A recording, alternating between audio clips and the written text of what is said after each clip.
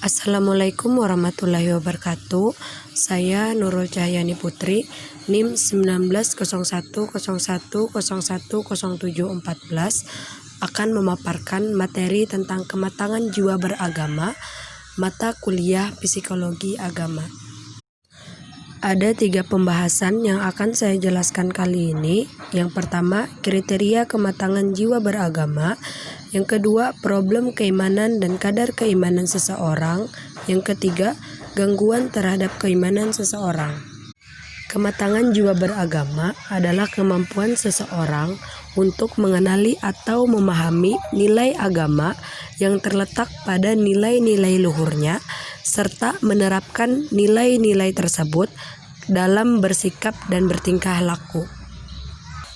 Kematangan beragama atau kedewasaan seseorang dalam beragama biasanya ditunjukkan dengan kesadaran keyakinan yang teguh karena menganggap benar akan agama yang dianutnya dan ia memerlukan agama dalam hidupnya. Di sini saya akan memaparkan 3 pendapat tentang definisi kematangan jiwa beragama. Yang pertama, kematangan jiwa beragama berdasarkan Al-Quran Surah Al-Mu'min ayat 1-10. Yang kedua, kematangan jiwa beragama menurut Ibnu Qayyim. Yang ketiga, kematangan jiwa beragama menurut Al-Prot.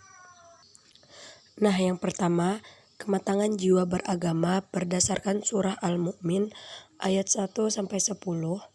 Sesungguhnya beruntunglah orang-orang yang beriman, yaitu orang-orang yang khusyuk dalam sembahyangnya, dan orang-orang yang khusyuk dalam sembahyangnya, dan orang-orang yang menjauhkan diri dari perbuatan dan perkataan yang tidak berguna, dan orang-orang yang menunaikan zakat, dan orang-orang yang menjaga kemaluannya, kecuali terhadap istri-istri mereka, atau budak yang mereka miliki. Maka sesungguhnya mereka dalam hal ini tiada tercela. Barang siapa mencari yang dibalik itu, maka mereka itulah orang-orang yang melampaui batas dan orang-orang yang memelihara amanat-amanat dan janjinya, dan orang-orang yang memelihara sembahyangnya, maka itulah orang yang akan mewarisi. Nah, dilihat dari arti surah Al-Mu'minin tadi, dapat disimpulkan bahwa mereka yang dikategorikan orang yang matang beragama ialah mereka yang khusyuk dalam sholatnya, menjauhkan diri dari hal-hal yang tidak berguna, menunaikan zakat, menjaga kemaluannya, kecuali kepada istri-istri yang sah, jauh dari perbuatan yang melampaui batas, memelihara amanah dan janji, dan juga menghidupkan malam-malam dengan bersujud, selalu takut dan meminta ampun agar jauh dari jahanam. Yang kedua, kematangan beragama menurut Ibnu Qayyim. Ibnu Qayyim menyebutkan 9 kriteria bagi orang yang matang dalam beragama. Yang pertama, terbina keimanannya, yaitu selalu menjaga faktualitas keimanan agar selalu bertambah kualitasnya. Yang kedua, terbina ruhiyahnya, yaitu menanamkan pada dirinya kebesaran dan keagungan Allah serta segala yang dijanjikan di akhirat kelak. Yang ketiga, terbina pemikirannya, sehingga akalnya diarahkan untuk memikirkan ayat-ayat Allah.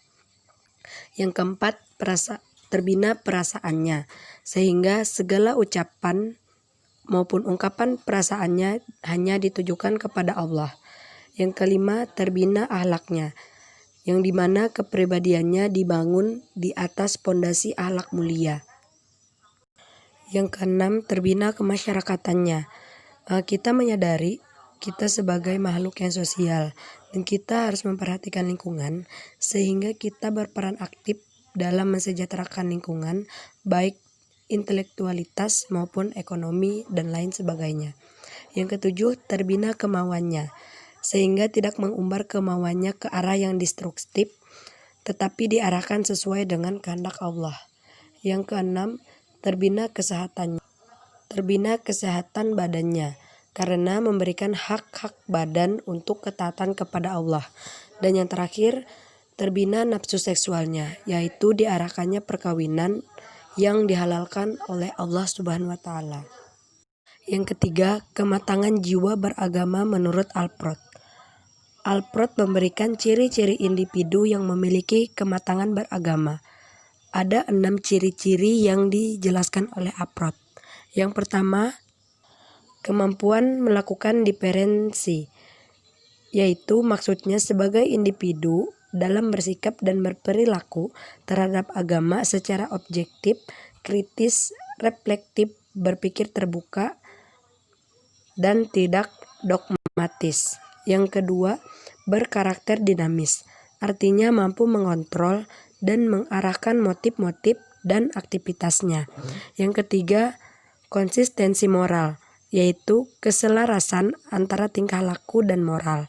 Yang keempat, komprehensif, yaitu berarti luas, universal, dan toleran dalam arti mampu menerima perbedaan. Yang kelima, integral, yaitu mampu mengintegrasikan atau menyatukan agama dengan segala aspek lain dalam kehidupan. Yang keenam, heuristik, artinya individu akan menyadari keterbatasannya dalam beragama. Pembahasan yang kedua yaitu problem keimanan dan kadar keimanan seseorang. Menurut J.B. Sykes, problem keimanan adalah suatu kondisi yang menunjukkan bahwa orang yang beragama terlibat dalam kegoncangan dan gangguan psikologis yang dapat mengusik dan menggoyahkan keyakinan mengenai kebenaran yang dipeluknya. W.H. Clark mengidentifikasikan 4 tingkat keimanan. Yang pertama, keimanan verbalistik. Keimanan ini berkembang di tingkat usia sejak anak-anak. Keimanan tingkat ini terbatas pada pemahaman mengenai ucapan-ucapan serta kata-kata magis keagamaan. Proses penerimaannya langsung melalui prinsip-prinsip stimulus. Proses pembelajarannya persuasif dengan cara dicontohkan orang tua dan anak-anak mengikutinya.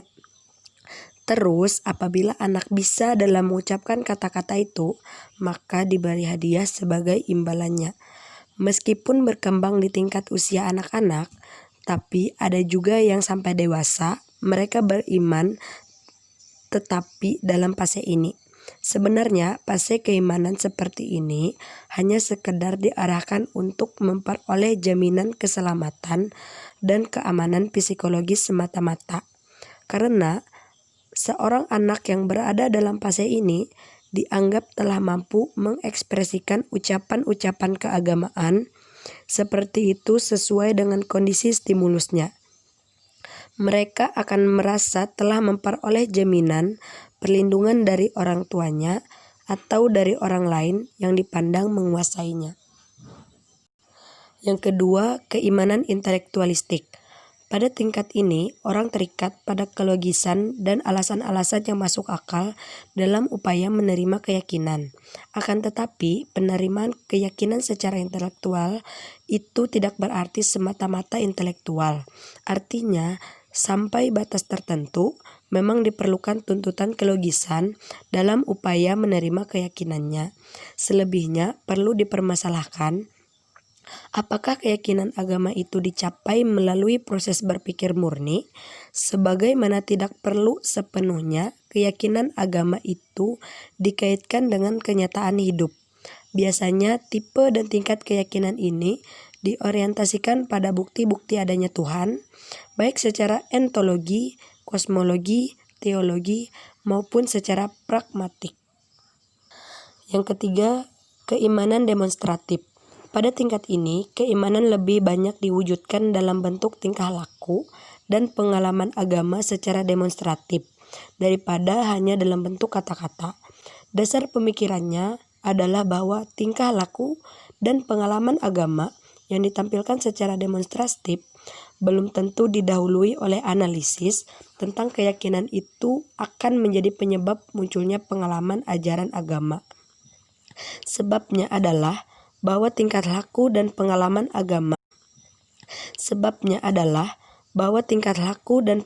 agama di sini hanya merupakan kebiasaan yang sudah melekat dalam aktivitas kehidupan sehari-hari.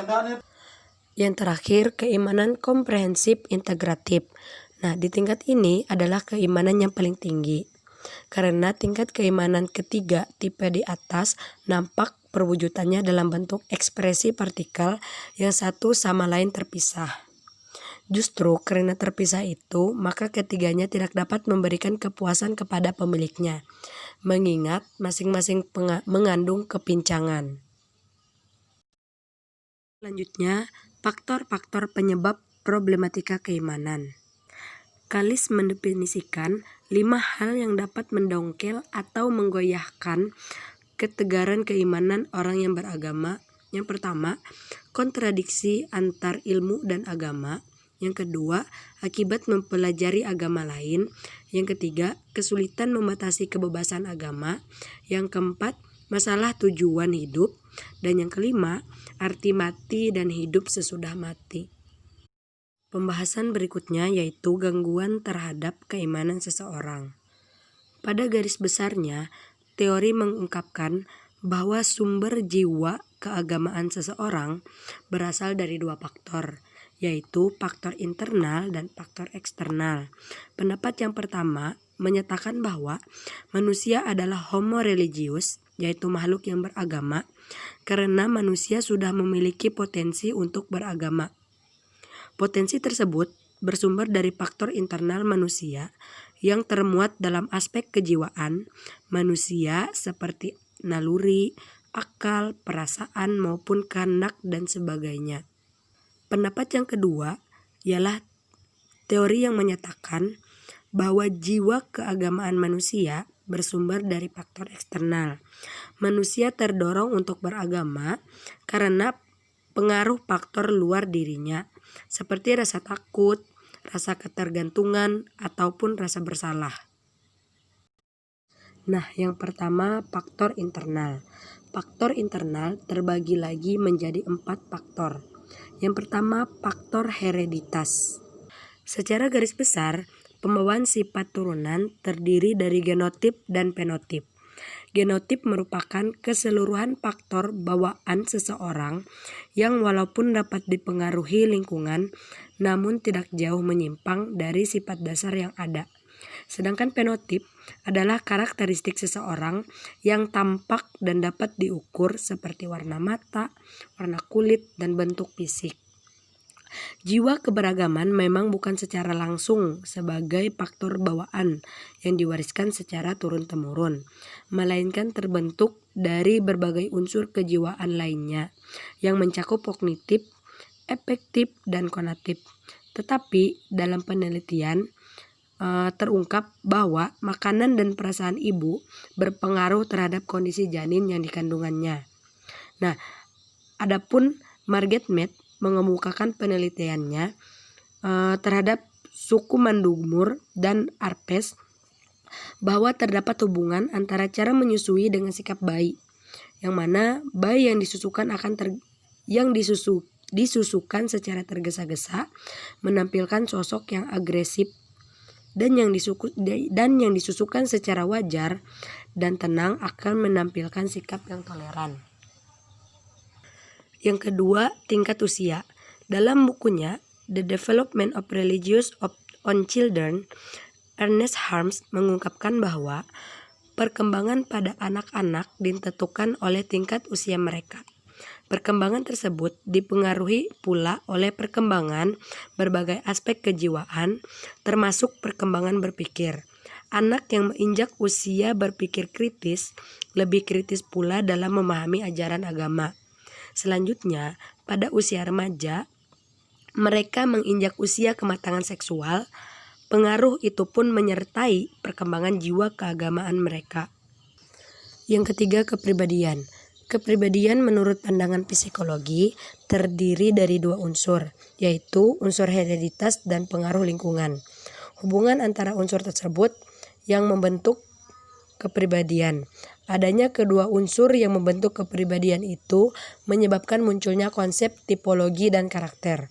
Tipologi lebih ditekankan pada unsur bawaan, sedangkan karakter ditekankan pada pengaruh lingkungan. Unsur bawaan merupakan faktor internal yang memberi ciri khas pada diri seseorang. Dalam kondisi normal, memang secara individu manusia memiliki perbedaan dalam kepribadian. Perbedaan ini diperkirakan berpengaruh terhadap perkembangan aspek-aspek kejiwaan, termasuk jiwa keagamaan. Yang keempat, kondisi kejiwaan. Kondisi kejiwaan ini terkait dengan kepribadian sebagai faktor internal. Sigmund Freud menunjukkan gangguan kejiwaan yang ditimbulkan konflik yang tertekan di alam ketidaksadaran manusia. Konflik akan menjadi sumber gejala kejiwaan yang abnormal. Selanjutnya, menurut pendekatan biomedis, fungsi tubuh yang dominan mempengaruhi kondisi jiwa seseorang. Selanjutnya, faktor internal yang dinilai berpengaruh dalam perkembangan jiwa keagamaan dapat dilihat dari lingkungan di mana seseorang itu hidup. Umumnya, lingkungan tersebut dibagi menjadi 3, yaitu lingkungan keluarga, institusi, dan masyarakat. Yang pertama, lingkungan keluarga. Keluarga merupakan satuan sosial yang paling sederhana dalam kehidupan manusia. Sigmund Freud dalam konsep Father Image menyatakan bahwa perkembangan jiwa keagamaan anak dipengaruhi oleh citra terhadap bapaknya. Jika seseorang menunjukkan sikap dan tingkah laku baik, maka anak cenderung mengidentifikasikan sikap dan tingkah laku bapaknya. Demikian pula sebaliknya. Keluarga juga dinilai sebagai faktor yang paling dominan dalam meletakkan dasar perkembangan jiwa keagamaan. Yang kedua, lingkungan institusional. Lingkungan institusional yang ikut mempengaruhi perkembangan jiwa keagamaan berupa institusi formal seperti sekolah maupun non-formal seperti perkumpulan dan organisasi. Menurut Singgih, pengaruh itu dapat dibagi menjadi 3 kelompok, yaitu kurikulum dan anak, hubungan guru dan murid, dan hubungan antar anak. Dilihat dari kaitannya dengan perkembangan jiwa keagamaan, tampaknya ketiga kelompok tersebut ikut berpengaruh.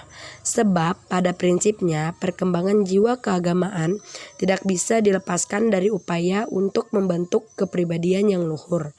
Dalam ketiga kelompok tersebut, secara umum tersirat unsur-unsur yang menopang pembentukan tersebut seperti ketekunan, disiplin, kejujuran, sabar, simpati, sosialibilitas, toleransi, keteladanan, dan keadilan.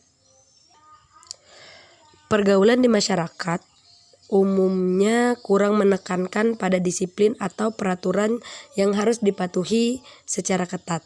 Sepintas, lingkungan masyarakat bukan merupakan lingkungan yang mendukung unsur tanggung jawab, melainkan hanya unsur pengaruh belaka.